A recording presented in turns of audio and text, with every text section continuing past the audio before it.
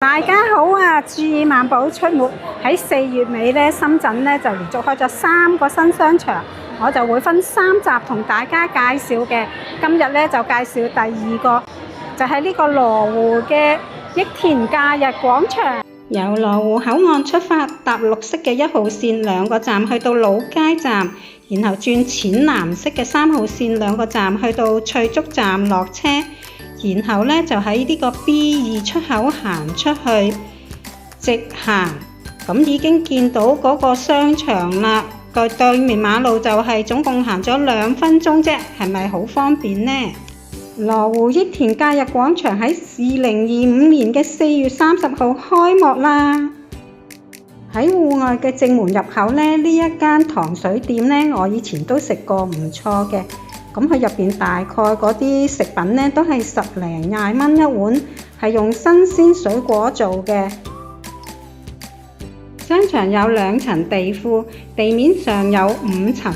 咁商場嘅戶內面積加戶外嘅面積呢，總共有13萬平方米。而戶外嘅位置呢，做到好似梯田咁樣一級級而下，坐喺餐廳嘅戶外位置，感覺就會好舒服啦。首先到最頂層 L5 層，咁呢度個設計呢，同而家新式嘅商場設計呢都係差唔多。咁呢一層呢，有1/3嘅位置呢係做美容，其他嘅位置呢全部都係餐廳嚟嘅。聖豐城呢就有得食點心啊，食粵菜嘅。喺5月嘅期間呢就有折頭，平日係6.8折，星期六、星期日就係8.8折。隔離呢間巴爐火鍋呢，哇係24小時營業嘅喎，食雞煲啦、西貝。隔離係海南里食椰子雞火鍋嘅，我以前都食過，唔錯嘅。而家呢係做緊8.8折。呢間餐廳個名都幾得意喎，係食貴州菜嘅。咁我見到呢度大部分嘅餐廳呢，喺開業期間呢都有優惠嘅，咁啊大家到時睇下個日期啦。大部分呢都係喺5月份嘅。嗱，呢間食砂鍋嘅亦都係有優惠㗎，6.8折。L4 層係美食嘅集中地啊，幾乎全層呢都係餐廳嚟嘅。呢間食京菜嘅，當然有烤鴨啦。隔離呢間呢係食牛扒嘅，跟住呢2間差唔多所有商場都有㗎啦。呢間係食東南亞菜嘅喎，即係例如海南雞飯啊。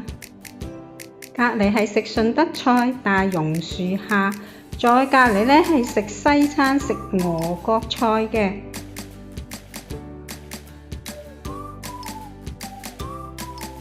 咁收藏打卡呢，就可以攞到呢啲好得意嘅俄羅斯公仔啊！呢間呢係食川菜嘅。咁我發覺呢，呢個商場雖然唔係好大間，但係餐飲嘅選擇呢都幾豐富嘅。咁呢間呢又係收藏打卡送公仔，仲有一間夾公仔機店。L3 層呢有2/3嘅地方呢都係小朋友學嘢啊，小朋友嘅物品嘅零售啊，小朋友嘅理髮店。隔離呢就係大人嘅理髮店。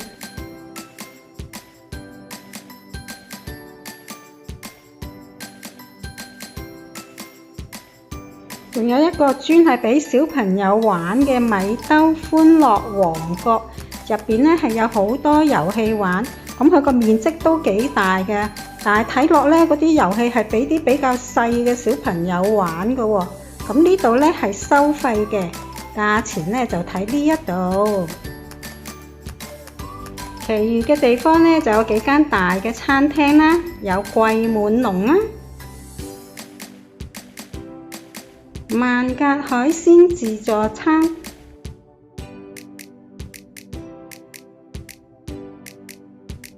八合里牛肉火鍋，呢間係食蟹同埋鐵板燒嘅日本菜。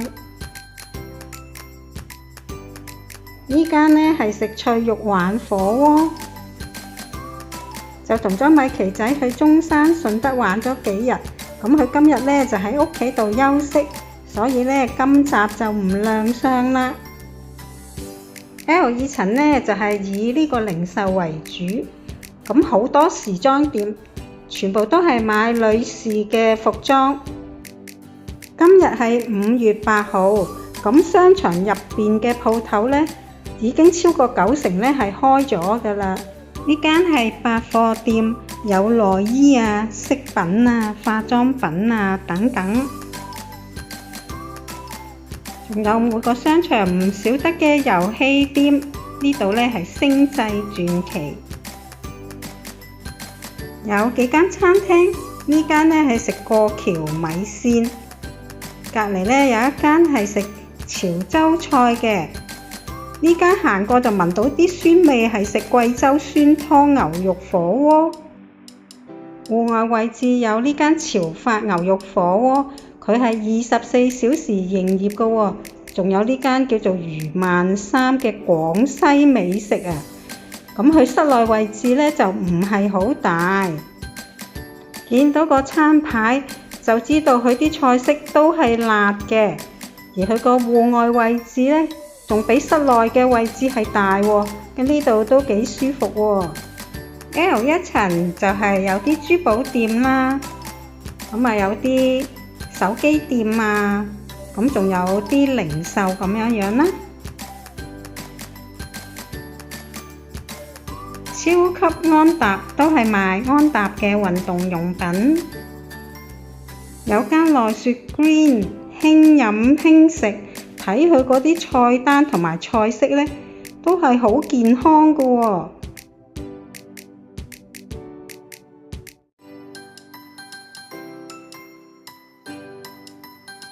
戶外位置呢，超過90%啊都未開業嘅，只有3、4間開門營業。嗱，呢間 EU 呢食西餐嘅啦，呢間呢係烘焙店，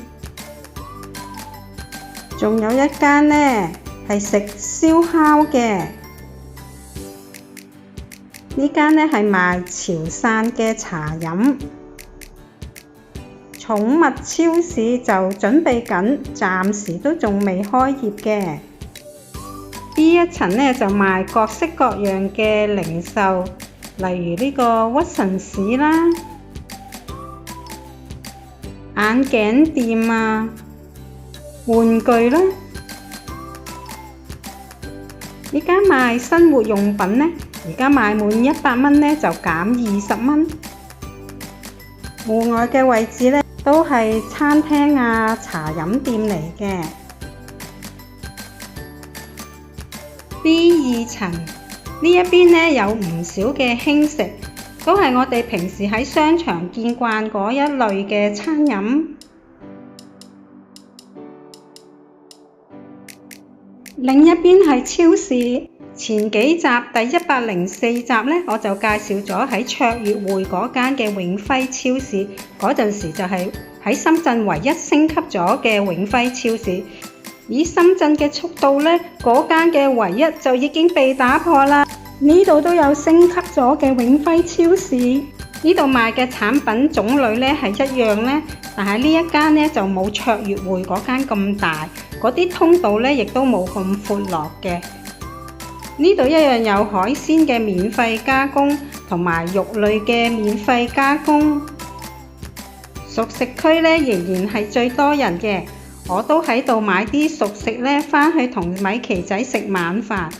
我喺卓越匯嗰間呢食過呢啲韓式炸雞呢，好食嘅，咁啊買返屋企啦。但係發覺呢，佢呢度嘅水準爭好遠啊！卓越匯嗰間呢好食好多啊，呢度就麻麻地啦。象鴨腿6.9，我就買咗2隻啦。咁象鴨腿呢唔會係滑嘅，咁係比較結實啦。咁佢個味道唔會好鹹，我覺得幾好食。同埋呢，佢唔係好肥嘅。生煎包各7一個，我買咗幾個啦。咁返到屋企呢，我就用氣炸鍋炸一炸佢，咁佢個表面呢就變返脆啊嘛。咁同埋佢入邊嘅肉餡呢好鮮嘅，唔錯呢個。你嘅訂閱同點讚係俾我最好嘅鼓勵。